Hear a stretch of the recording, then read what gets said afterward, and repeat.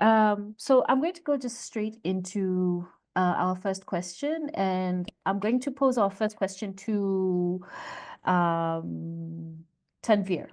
Yeah, and so we have a series of questions, and we're all going to take turns responding to the same question. So after Tanveer, we can have Sandra. After Sandra, we can have Nyambura, and then we can have Annette. Right? I hope you remember who's going after who because I already just forgot. My first question is, what is a moment recently when you felt joy? You know, it could be your joy or someone else's joy. And when did you feel this joy crack open space for possibility? What did this joy do for you? Tanvir, I think you're up first. Yeah, I'm just thinking. Thank you so much for giving me the platform, but I'm going first. That's a little bit tricky. Um, I particularly don't have a specific answer for that, but whenever, um, for I think joy is for more likely whenever I see people are like having particularly um there's a like events happening around them because we are right now in such a chaotic situation, and every single small celebration it feels like a moment of joy. I really do think like whenever people are celebrating small, it can be small in perspective, but they're celebrating their small incidents that can be also achieved not just professional way but also in personal, and also in a sense that like they also feeling that joy. I think that is kind of like giving me joy because very much saddened by whatever happening around the world. There's so many, if you open LinkedIn, it's such a sad story about people are like getting laid off, or maybe people are not having, I would say, situation where like they can see their future. So even if you go to Facebook, if you go to Instagram, if you go to X, everywhere is such a chaos, chaos, chaos. But whenever I see like people are at least having a little bit fun with nature, or maybe a small thing in a family centric like having a kid, anything like this particular small joys or like small incidents or like this little incidents they're really celebrating right now, that kind of like diminishing the big troubles happening there around. So I think these are the things I'm cherishing right now. I think I'm focusing right now more positivity rather than negativity. But then again, I would say sidelining negativity is not the answer. It's just like makes you a little bit ignorant. So I'm just trying my very best to like to balance it out. But honestly speaking, Sheena, this is chaotic right now in the world. It's hard to find joy right now, and I'm trying. Thank you so much for sharing that, Tanvir. And we, I think, relate greatly to the idea of small wins. Yeah, and it's in the everyday. Yeah. I think I said next was Sandra. Yes. Yes. Okay.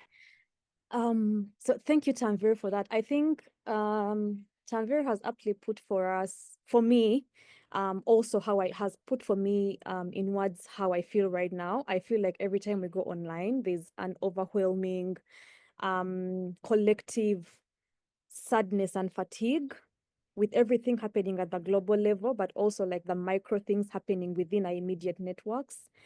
But when you ask the question about those pockets of joy, those pockets of pleasure, I immediately thought about that page with the Nigerian aunties in the market who are dancing. I can't remember the name of the page right now offhand, but there's either they have a page or they do a series. I'm not so sure, but there is that page of Nigerian aunties who like work in the market, or at least that's their setting when they're shooting their content, and they're dancing.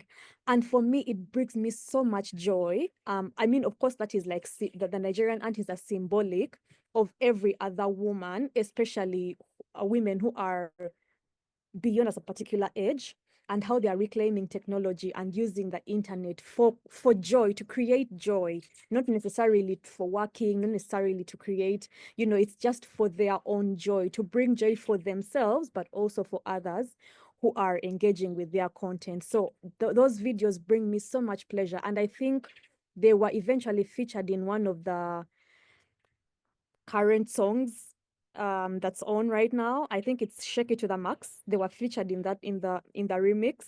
So it brought me so much joy that their online presence and how they are using social media platforms to bring joy to not just themselves but others has even gotten them recognition to that level. Yeah, so it makes me so happy, and I wish that for every African auntie. Yes, thank you. Thank you so much, Sandra. And Annette. Wait. I think it's Nyambura first and then Annette. It's Apologies. me. No worries. So those who know me know that I'm a huge library user. Like I'm a library power user, and a huge source of joy for me is always when a new book lands. You know, like that feeling when you've been waiting for a book from the library and then it hits and you get a notification. And I've been asking myself why this is such a source of joy, also because they're mostly ebooks. So again, the internet always present at the scene. But I think a huge part of it is that the library is one of those things which a lot of people say if you try to pitch a library now in the 21st century, it would be so odd. You know, all those people who say you can get all these books on the internet or who needs these public resources or whatever. It's such a radical idea that a bunch of you could be sharing books, could be reading books together, could be exploring ideas and sharing these resources. And so, yeah, every time I get a book lands in my, like my holds arrive, I get that hit of dopamine, as the kids say, and it's a great source of joy. So. Great. Maybe those of you who don't know, Nyambura also posts reviews of books, and so I get a lot of my reading resources. So after this, Nyambura, please, I hope you're okay with people reaching out for book recommendations. Annette. Hi. First of all, let me say thank you as an auntie. That joy is wished on us as an African auntie. So anyway, the moment when I felt joy recently, like true joy, was this past Saturday. I had a morning date with a friend, and we sat in his garden and we had like a breakfast date. And although it was there was three of us and we're all in organizing and advocacy and all these fantastic things we do to pay the rent, but that's not what we were talking about, right? Like we were just having a good time in the garden, and that like it felt the sun was shining, we were like eating cake, like we were just having a good time, and he made fantastic tea. Listen, I'm a sucker for tea. He made really nice tea, and it was just such a lovely time, and it was really, it's one for the books. So yeah, that's when and I have noted that it was offline. So yeah. And this is something we are constantly harping on about at APC in the Women's Rights Program is we must never, ever, ever, even in our digital rights activism, never, ever forget that our lives are lived in both spaces. Joy is experienced in both spaces. Harm and hurt is experienced in both spaces.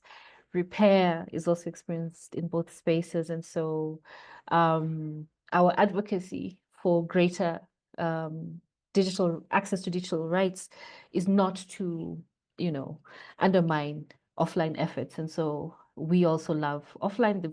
The way I love an audiobook is the way Nyambura probably likes that book smell. Oh, yeah, I don't know what it is. I read somewhere what it is, but I forgot immediately. I'm also clearly an auntie.